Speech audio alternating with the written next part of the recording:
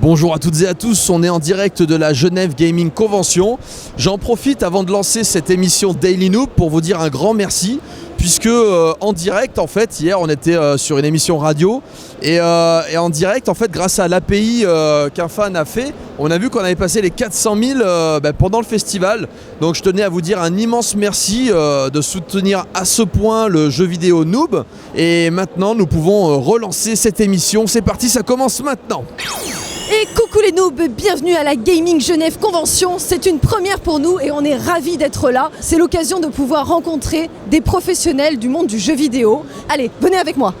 Donc aujourd'hui on est en compagnie de Pierre-Alain de Garrigue, qui est notamment connu pour dernièrement la voix de l'aubergiste dans Hearthstone. Et on va pouvoir lui poser quelques questions. Alors justement, la voix de l'aubergiste, je me demandais, est-ce que dans quelle mesure on t'a donné des libertés pour imaginer cette voix? Est-ce que tu as eu des conseils? Dans quelle mesure, en fait, de manière globale même, tu as des libertés pour créer les voix qu'on te donne à faire? D'abord, bonjour à tous, parce que ceux qui ne connaissent pas la voix d'aubergiste, je pense qu'il y en a quand même que ça existe.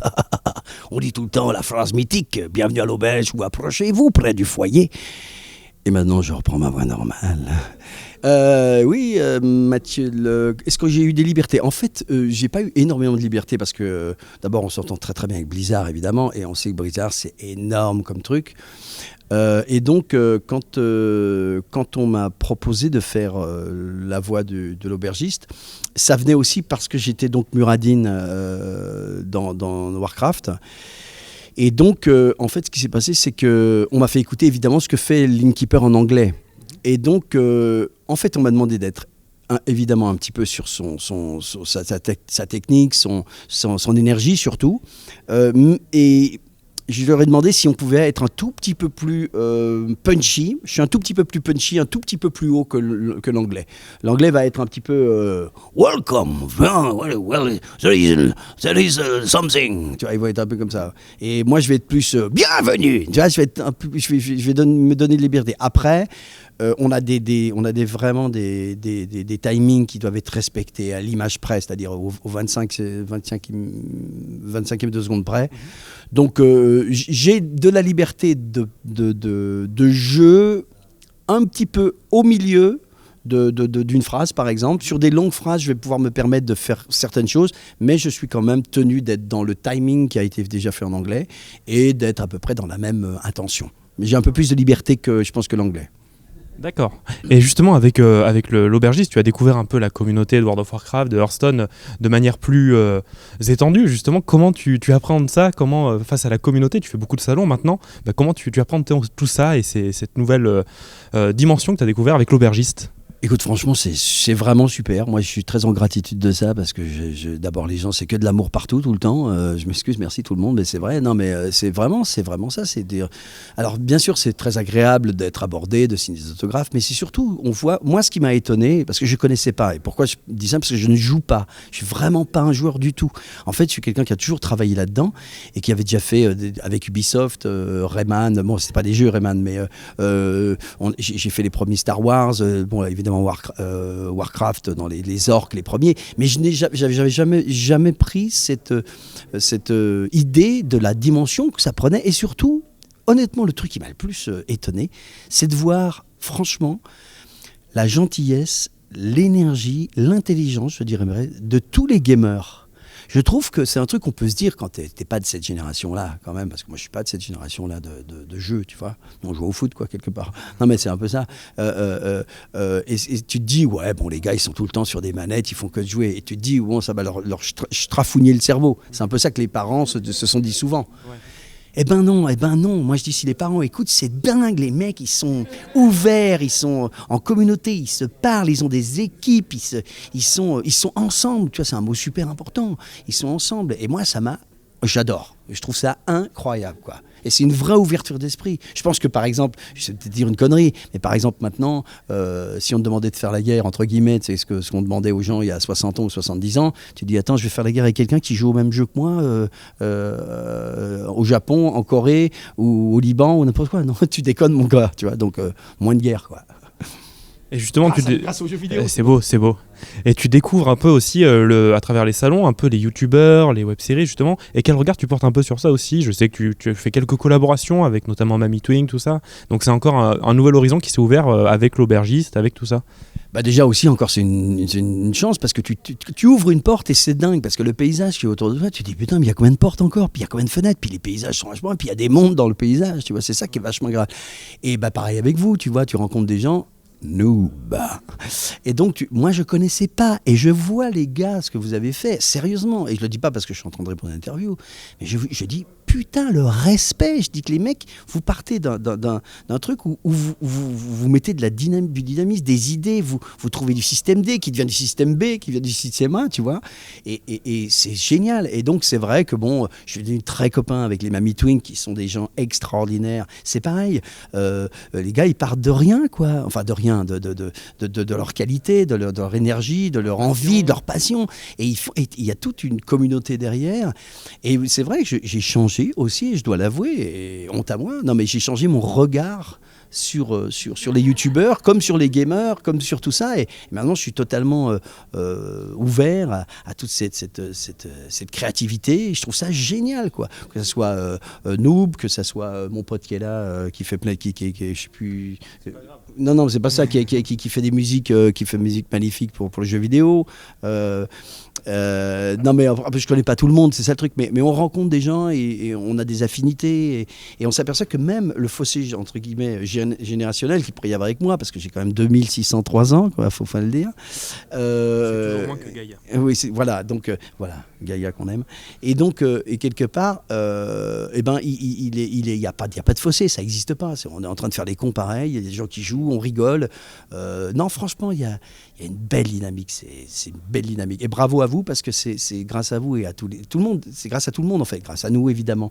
Mais on est moins, c'est presque si on était moins impliqués parce que nous c'est un peu entre guillemets facile. C'est-à-dire que c'est vrai que moi si on m'appelle, on me paye très cher pour faire ce que je fais et ça va, c'est super, merci encore. Mais là tous les mecs ils sont partis d'un truc où on en parlait hier à la conférence d'usure, c'est l'univers devant il n'est pas ouvert et c'est comme Minecraft quoi, ils le construisent quoi, c'est un petit peu ça, génial, j'adore et je dis bravo. Et pour en revenir un petit peu au métier de comédien de doublage, donc nous on a pu côtoyer Brigitte Lecordier, Éric Legrand, qui ont justement encore d'autres versions de l'aspect comédien de doublage, puisqu'ils font ça sur du dessin animé, etc. Toi c'est plutôt sur du jeu vidéo, de la publicité. Et justement, quelles sont un peu ces différences entre les différents corps de métier qui peuvent être chez le comédien de doublage, entre le film, le dessin animé, la pub, etc.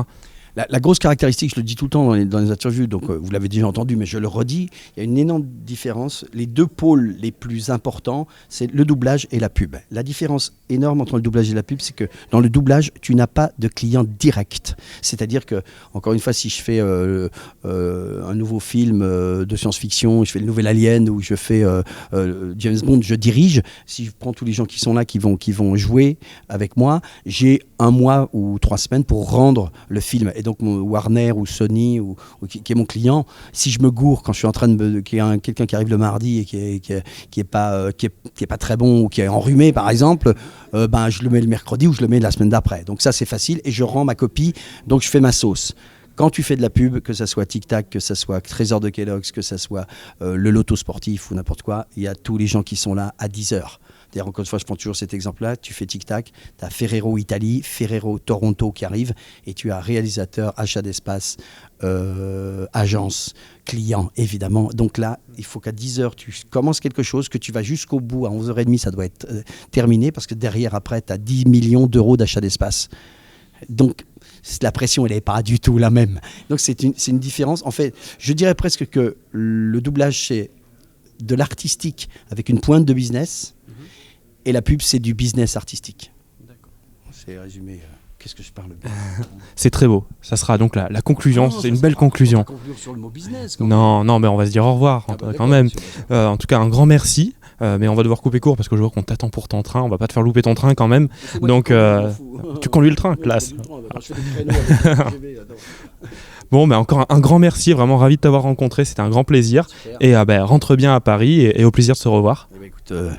bienvenue à Paris, ceux qui viendront, et bienvenue à l'auberge, on est toujours de la même phrase, mais bon, en tout cas, je décerne, comme je disais tout à l'heure, à vous tous, des légendaires dorés. Merci, au revoir. Nous voici à la Genève Gaming Convention et nous avons croisé Jawa qui est là. Alors Jawa, vous le connaissez soit si vous regardez ses lives, soit parce que vous avez vu ses dessins apparaître. Tu as des espaces Twitter, Facebook, etc. On peut commencer par ça, pendant que je vais montrer des images de ces illustrations. Est-ce que tu peux nous donner les espaces où on peut découvrir ton travail ? Eh ben écoute, moi vous pouvez me trouver sur Twitter, @JawaRero avec un underscore. Sinon, ma page Facebook c'est Art of Jawa. Ça sera marqué en dessous en plus, comme ça vous ne vous tromperez pas et vous aurez vu en plus c'est les illustrations en même temps. Et du coup, tous ces beaux dessins, déjà moi je te remercie d'avoir fait toutes ces illustrations de noob, ça me fait super plaisir, mais ça n'empêche pas aussi que je regarde ce que tu fais d'autre. Et puis donc tu fais des lives également où je me souviens que j'avais regardé le live où tu dessinais je crois la tour Galamadri à Bouillac. Est-ce que tu travailles à la tablette graphique ? Voilà, ouais, je travaille presque exclusivement sur tablette graphique. Je fais quasiment tout sur ordinateur en fait. C'est plus pratique, c'est plus commode, disons. Est-ce que c'est plus rapide aussi, non ? C'est plus rapide, ça permet beaucoup de raccourcis. Après, c'est un apprentissage différent, c'est normal par rapport au traditionnel. Mais il y a vraiment, on peut avoir quasiment tous les styles sur numérique. Donc c'est vraiment, ça offre beaucoup d'horizons, on va dire. Et alors d'où tires-tu tes super pouvoirs en dessin ? Est-ce que tu as fait une école ? Est-ce que tu es autodidacte ? Comment ça s'est passé pour toi ? Alors quasiment pas, moi. Il faut savoir que je viens d'une formation 3D à la base. Donc on faisait beaucoup de 3D, pas beaucoup de dessins. Et après, c'est à force de bâcher, de faire des fanarts sur tel ou tel univers comme nous, par exemple, que j'aime beaucoup, ou d'autres univers fantastiques. Et on en fait beaucoup de fanarts, on pratique beaucoup et puis ça vient petit à petit, en fait. On veut bosser, on se dit tiens là j'aimerais bien que ça soit meilleur, on travaille ce point et puis voilà on progresse comme ça. Et est-ce que tu peux me parler de ton actualité un petit peu ? Parce qu'il me semble que tu vas travailler sur certains projets, est-ce que tu peux en parler ou pas encore ? Oui bien sûr, alors pour l'instant il y a quelques projets dont je ne peux pas parler, mais il faut savoir que j'ai été découvert récemment et formé par les éditions Sans Détour qui travaillent sur l'Appel de Cthulhu, le jeu de rôle l'Appel de Cthulhu. Et j'ai fait quelques illustrations pour eux et puis pour l'instant ça marche plutôt bien donc on va voir si ça continue. Est-ce que est-ce que tu vis de ton dessin maintenant ou tu as déjà vécu ton dessin, tu projettes d'en vivre ? C'est comment ça se passe de ce côté-là ? Alors il faut savoir que le domaine de l'illustration en tout cas c'est un secteur assez compliqué pour y entrer et puis pour en vivre tout simplement. Parce que les salaires, on est un petit peu payé au lance-pierre, on va dire. En tout cas, quand on commence, c'est difficile d'avoir des commandes, etc. Donc, beaucoup d'illustrateurs, en tout cas dans le domaine, n'en vivent pas. Et c'est mon cas. Donc, j'essaye un petit peu d'en vivre. Ça viendra, j'espère, un jour, mais pour l'instant, non. Espérons qu'avec l'appel de Cthulhu, il y ait une première étape qui ensuite en entraîne d'autres et qui justement te permettent de vivre de ta passion. Ce serait chouette. Ce serait super, surtout que l'appel de Cthulhu c'est une grosse licence, il y a beaucoup de gens derrière. J'espère que le travail plaira après et puis voilà, mais après ça m'empêche pas de faire d'autres boulots à côté, des fanarts, beaucoup de choses et puis peut-être un jour pour nous, on sait jamais. Ça me ferait très très plaisir de travailler avec toi, que ce soit sur l'encyclopédie, ça peut être sur le jeu, ça peut être sur un light novel, etc. En tout cas, moi tu sais que je suis fan de ce que tu as fait de ta propre initiative, dessin de couette, fantôme, Amaras et tout. Enfin, vraiment, ça m'a fait très plaisir de voir tous ces visuels. La tour aussi, j'ai adoré. Puis en plus là, j'ai vu un peu la conception, donc il y a une saveur particulière de te voir créer partir de rien et c'est énorme. Enfin, j'aime beaucoup ça. Et donc je te souhaite plein de réussite pour la suite et je vous encourage à suivre tous ces espaces, abonnez-vous parce que c'est vous qui pouvez justement changer la destinée d'un créatif et voilà, j'espère en tout cas que tu vas continuer encore très longtemps et que tu en vivras un jour et quoi qu'il arrive que tu prends plaisir à pratiquer ta passion. Un grand merci Noob, puis continuez aussi à faire ce que vous faites, vous êtes géniaux. Merci beaucoup. Oh là là, on s'envoie plein de fleurs, c'est génial. On vous dit à très bientôt et voilà, on continue cette belle aventure à la Genève Gaming Convention. À tout à l'heure. Et on continue notre petit tour avec cette fois-ci Fanélia qui nous fait le plaisir d'être à nos côtés. Alors bonjour Fanélia. Bonjour. Pour ceux qui ne te connaissent pas, tu es une illustratrice hors pair. Tu fais énormément de salons chaque année. Alors déjà Fanélia, est-ce que tu peux un petit peu présenter ton activité en tant qu'illustratrice et nous parler un petit peu de ça ? D'accord. Alors moi je suis illustratrice autodidacte. C'est-à-dire que j'ai tout appris toute seule. J'ai pas fait d'école, j'ai pas fait d'études, je me suis lancée parce que j'aimais ça. Je regardais les dessins animés quand j'étais petite et je voulais faire du dessin animé, Ranma 1/2, Sailor Moon, Dragon Ball, voilà. Et je me suis dit, bon, j'adore les couleurs. Je me suis entraînée toute seule. J'ai eu des galères dans ma vie, voilà. Quand je peux le dire, hein, quand je me suis retrouvée à la rue, parce que je me suis vraiment retrouvée à la rue, je me suis dit, c'est bon, il faut que j'arrive à faire quelque chose de ma vie, il faut que, voilà, c'est plus possible comme ça. Et là, je me suis entraînée comme un shonen, tu vois, j'y suis allée à fond. Et ça a pris du temps. La couleur, ça a l'air d'être vraiment l'élément principal de ton dessin. C'est souvent ça qui détermine un petit peu l'ambiance, tout. C'est hyper important pour toi. Ouais, moi je pense que la couleur, ça reflète un peu ce que tu as dans la vie, à la fois la tristesse aussi, mais à la fois la chaleur, la fraîcheur des univers, des émotions. Pour moi, c'est super important. Parce que d'ailleurs, tes artbooks sont par couleur en fait, à chaque fois. Ouais. Donc mes artbooks, ça s'appelle Colors. Donc il y a 1, 2, 3 pour l'instant. Et je classe mes dessins par couleur. Et voilà. Bon, après, c'est vrai que je fais pas mal de fan art, tout ça, mais j'ai aussi mes univers personnels qui touchent beaucoup de monde. Et d'ailleurs, je le vois en salon. Maintenant, ils préfèrent même mon univers perso au fan art. Voilà. Donc ça commence à vraiment prendre. Et je me dis, bah voilà. Je vais continuer mes univers personnels. Je fais des fanarts parce que j'aime ça. Donc j'ai encore envie de m'améliorer, d'aller encore plus loin. Je vois des gens qui ont des niveaux de fou et je me dis mais comment c'est possible ? Et donc j'ai envie d'aller vraiment vers ces niveaux-là, quoi. Tu as aussi énormément d'attrait pour tout ce qui est jeux vidéo. Ça se ressent déjà dans tout ce que tu dessines. Quels sont tes univers de prédilection ?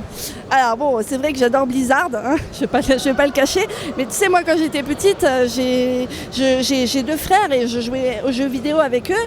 J'ai commencé, j'avais 3 ans, je jouais sur un Atari et je jouais à Dungeon Master et j'étais là, j'adorais Bubble, enfin des vieux jeux comme ça. Après j'ai fait les RPG, c'est pour ça que votre projet me parle en fait.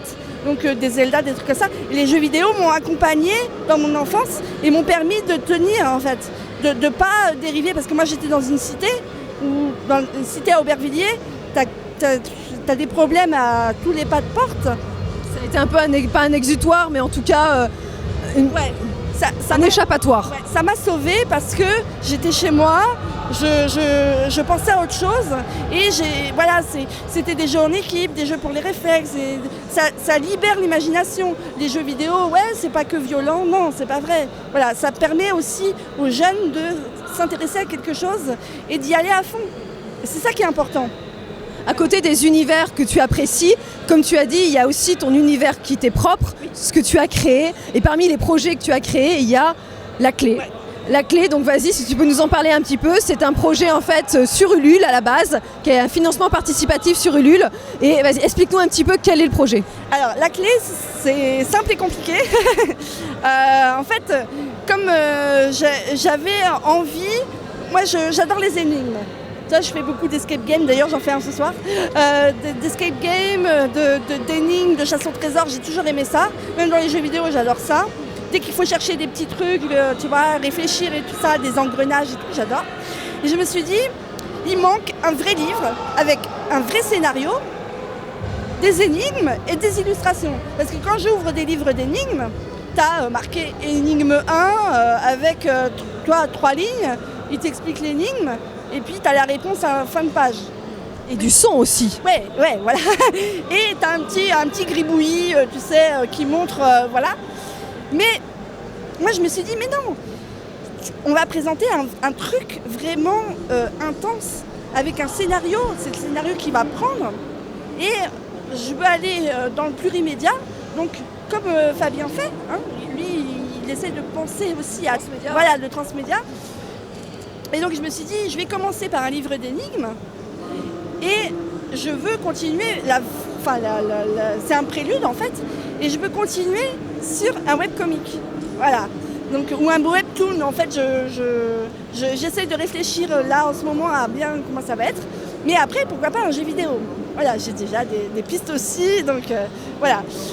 Et Donc la clé, c'est un univers dark fantasy, donc avec des dragons, enfin des catastrophes, hein, voilà. C'est pas... Voilà. On va dire c'est un univers qui est vraiment à part. C'est un univers... Il n'est pas glauque. Hein. Il est plutôt presque apocalyptique, mais pas tout à fait. Voilà. C'est un petit mélange de Game of Thrones, Dark Souls, voilà, un peu bizarre. Mais à la fois, tu peux avoir un côté très, très onirique ou philosophique, comme tu vas avoir sur Ori ou Journey. Voilà. Donc, j'allais te parler de ça justement parce que esthétiquement, les couleurs, tes couleurs me font penser en fait au jeu Ori. Ouais. Donc, je suppose que tu y as joué également. Oui. Voilà. La musique est omniprésente aussi. C'est quelque chose que tu tiens aussi à mettre dans. En fait, c'est un livre d'énigmes, mais avec aussi. Alors, je sais pas comment ça va se passer. Ce sera un MP3, une clé USB. Comment ça va se passer? Alors, en fait, pour moi, c'est un univers que je présente. C'est pas juste un livre comme ça. Derrière, il y a des mois et des mois de réflexion. Parce que pour moi, le plus important, c'est pas le graphisme. Pourtant, je suis illustratrice. C'est pas ni même les énigmes. C'est le scénario, c'est l'histoire, c'est mon message que je veux faire passer. C'est ça le plus important. Dans toutes les œuvres, c'est ça le plus important. Dans nous, vous voulez faire passer un message, c'est ça. N'hésitez pas à venir la voir en festival. Elle a toujours un stand magnifique. Le point artiste en général des conventions. Elle fait beaucoup de conventions chaque année. Ouais. Donc n'hésitez pas à venir la voir et à lui prendre un tableau. Moi j'ai que de ça chez moi. J'en ai partout dans toutes mes pièces. J'ai partout. Son encre de tableau. C'est ça. Merci beaucoup. Merci. Et puis on a hâte de voir la clé. Voilà. Et je suis en compagnie d'Ayami Michel, qui est spécialiste, on va dire, dans la fabrication d'objets en ballon. Alors c'est très amusant comme discipline, j'avoue que je ne la connais pas du tout. Est-ce que tu peux un petit peu nous parler de ton activité qu'est-ce qui t'a donné envie de te lancer là-dedans? Alors, en fait, la sculpture de ballon, c'est peut-être un petit peu plus répandu au Japon. Pour autant, il n'y en a pas tellement dans ce registre-là. Et ce qui s'est passé, c'est que quand Ayami est venue s'installer en France, elle a vu que la culture japonaise était super bien accueillie, qu'il y avait beaucoup d'animés, beaucoup de festivals, etc. Et elle s'est dit, comme elle était déjà sculpteuse de ballons, elle faisait des robes, voilà, ce genre de choses, que ça pourrait être super intéressant de proposer ça et de se faire un peu ambassadrice de la culture japonaise à travers quelque chose d'un peu improbable comme les ballons. J'ai vu sur Game One que tu avais participé à l'émission, c'était J1, et je t'ai vu donc avec ta fameuse robe tout en ballon. Alors c'est amusant ça, pourquoi se lancer dans... c'est un peu risqué quand même l'aspect vestimentaire, parce que là concrètement, il suffit d'une aiguille et t'es à poil concrètement. Ah mais je mets dans Nakani. Encore je mets des t-shirts. À l'intérieur en fait elle met quand même quelque chose en dessous, donc ça va, elle a prévu le coup. Bon, ça facilite le déshabillage pour le coup, c'est rapide, mais... beaucoup de gens connaissent. Ah oui, c'est vrai que c'est une question qui revient souvent. Et donc tu fais maintenant des animations en festival, et t'es aussi peut-être invité dans le cadre de soirées événementielles. Ah oui, et ensuite je fais mon spectacle aussi. Et j'ai chanté un petit peu. Par exemple, opening d'animé. En gros, c'est un spectacle qu'elle a qui est aussi musical parce qu'à la base, elle est musicienne, Ayami. Ouais, elle a enseigné le piano à Tokyo et elle faisait des concerts. Et c'est comme ça qu'est venue l'idée d'incorporer le ballon. Donc, je sais pas, le piano, le ballon, ça n'a rien à voir. Elle, en fait, c'est justement le fait de se faire rencontrer un peu des choses qui n'ont pas grand-chose en commun qui l'intéressait. Et puis c'est aussi parce que à la base, pour la petite histoire, elle a travaillé un jour avec un sculpteur de ballon pendant un spectacle et du coup ça lui a donné l'idée d'incorporer ça. Mais justement, elle aime bien varier un peu les choses. Il y a des formations spéciales pour devenir sculptrice de ballon? J'ai étudié dans la petite école. Et c'est le chien, en tout cas, petite chose. Et après, j'ai étudié tout seul. Et Voilà. Donc elle a fait une école, elle a étudié ça à l'école au départ. Une école, alors après je sais pas le nom. Mais après, j'ai travaillé dans une entreprise. Ah oui, après en fait, elle a d'abord donc étudié dans une école, après elle a perfectionné toute seule et après ça lui a permis de travailler pour une entreprise d'événementiel au Japon où elle faisait pas mal de spectacles, quoi. Alors tu vas nous montrer un petit peu comment tu procèdes. Je vois que tu as différentes choses, différents outils qui permettent, je suppose, le gonflage de ballon parce qu'elle ne compte pas que sur sa capacité, on va dire, joufflesque. Très très bien. Oui. Comme ça. Et... Je sais pas.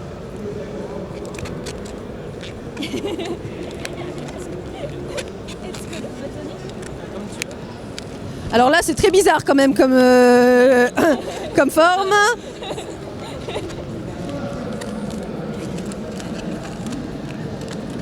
Petite tic. Oh.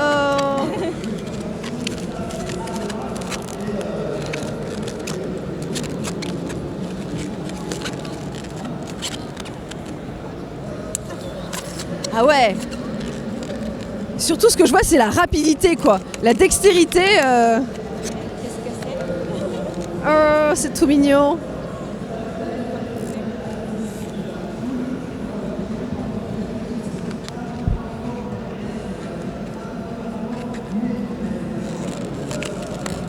Mais en fait, t'es la pro de la rustine aussi. C'est quand tu crèves en vélo. Tu dois être capable de faire des trucs. Oh, génial! Elle peut même faire des bijoux. C'est trop bien. Voilà, un bracelet. Tu peux faire des bagues, des bracelets. Oh, comme c'est... Merci beaucoup, c'est trop mignon. C'est gentil comme tout. Bah écoute, c'est super sympa. Merci beaucoup. Donc, tu proposes sur ton stand des animations et les gens aussi t'achètent tes créations. Prochaine convention, tu seras peut-être à Paris Manga. Savoir Retro Game. Savoir Retro Game Show. Ok, ça marche. Bon, je sais pas si cette vidéo sera montée avant le Retro Game Show, mais en tout cas, merci beaucoup. Et puis au plaisir de te revoir en festival. À bientôt. Nous sommes avec Mickaël qui a développé le jeu Hexatron Quest 2 sur RPG Maker. Ben justement, ça tombe bien. On va lui poser des questions. Alors, est-ce que tu peux nous parler un petit peu de ton projet Hexatron Quest 2 ? Bah, c'est bête aussi, mais c'est un peu comme beaucoup de choses. En retirer l'épée maudite, il va falloir que tu récupères 5 fragments d'éléments de la terre, l'eau, le feu, le vent et la vie. Les classiques dans les RPG, hein. Voilà. Et du coup, tu vas réunir tous ces éléments, tu vas purifier ton épée, et de là, tu vas pouvoir peut-être battre ton ennemi qui est le roi des démons. Voilà. D'accord. Et la durée de vie de ton jeu est à peu près de combien de temps ? Alors, selon les joueurs, vu que je le vends sur Steam, c'est entre 8 et 10 heures. Donc, c'est pas mal du tout. Hein. C'est pas mal du tout, ouais, d'accord. Et du coup, combien de temps il t'a fallu pour développer ça ? Alors, vu que je suis seul, moi, il m'a fallu 3 ans et demi. C'est normal. C'est normal, de toute façon, même moi, regarde sur la trilogie Noob, c'est un autre truc, mais comme j'étais seul, il m'a fallu, pareil, 4 ans pour faire les 3 films. Ça prend du temps, mais en même temps, voilà, c'est plutôt sympa. Voilà, c'est une passion. Est-ce que tu peux nous dire, voilà, est-ce que tu aurais un conseil, une mise en garde particulière à nous dire, voilà, la plus grosse difficulté, le plus gros piège à éviter peut-être ? Est-ce qu'il y a quelque chose qui te vient en tête ? Bien sûr, oui. Alors, en fait, il va falloir que tu sois prudent dans tes conceptions pour pas que ça fasse trop. Justement, même si c'est une passion, même si on sait qu'on prend des références sur les jeux, comme on a dit, Secret of Mana et tout ça, faut pas qu'on tombe dans ce tambouille de jeux qui vont être trop se ressembler. Tu vois, faire attention à ça. Il faut vraiment que quand tu rentres dans ton univers noob, tu retrouves les personnages qui vont avec l'idée, l'humour, le fun. Tu vois, c'est ça. Pas tomber dans le piège du jeu fait vite fait, mal fait, comme on dit. Excuse-moi, mais c'est ça. Mais oui, justement, ça fait partie des choses qu'il faut éviter, tu as raison. C'est, on va essayer de faire un faux un MMORPG, tu vois, avec l'IRL, le jeu, etc. Tu voulais ajouter un truc, je crois. Oui, du coup, oui, j'avais un truc à rajouter. Oui, est-ce que je peux dire que les musiques que j'ai dans mon jeu, c'est Cédric oui, c'est vrai. Ou pas ? Mais oui, effectivement, ça c'est rigolo, on en parlait tout à l'heure. Donc les musiques, effectivement, de son jeu vidéo, elles sont faites par quelqu'un que on connaît, c'est... Cédric Maravello. Voilà, que vous connaissez en tant qu'Abraham le Pape aussi dans le film 2 et le film 3 de Noob, et le rap battle aussi avec Tenshiro contre Josh Dead, et c'est lui aussi qui a fait une grande partie des musiques de Noob. Donc on a le même compositeur, c'est plutôt cool, un compositeur suisse d'ailleurs. C'est clair. Donc écoute, je te dis un grand merci et je vous invite à télécharger Hexatron Quest 2. Donc là c'est l'épisode l'épée de sang sur Steam. Ah oui, alors on en profite aussi pour ajouter un mini FAQ, puisqu'on m'avait demandé est-ce qu'il est possible d'avoir plusieurs sauvegardes est-ce qu'il sera possible sur le futur RPG Noob, et est-ce qu'il est possible aussi de jouer sur manette, parce qu'on peut jouer effectivement avec clavier souris, ça c'est classique, mais est-ce qu'il est possible de jouer sur manette? Ben là vous avez la réponse justement sur le jeu Hexatron Quest 2, la réponse est oui. Et donc au niveau des sauvegardes, on peut arriver jusqu'à combien de sauvegardes? 25. Voilà, donc 25 parties sauvegardables, donc c'est quand même assez souple. On est même assez loin des 3 slots que nous avions sur la Super Nintendo. Donc du coup voilà, on fait un mini FAQ, on profite de ça pour vous répondre à quelques questions au fur et à mesure. Nous avons des réponses. Nous poursuivons l'enquête, à très bientôt.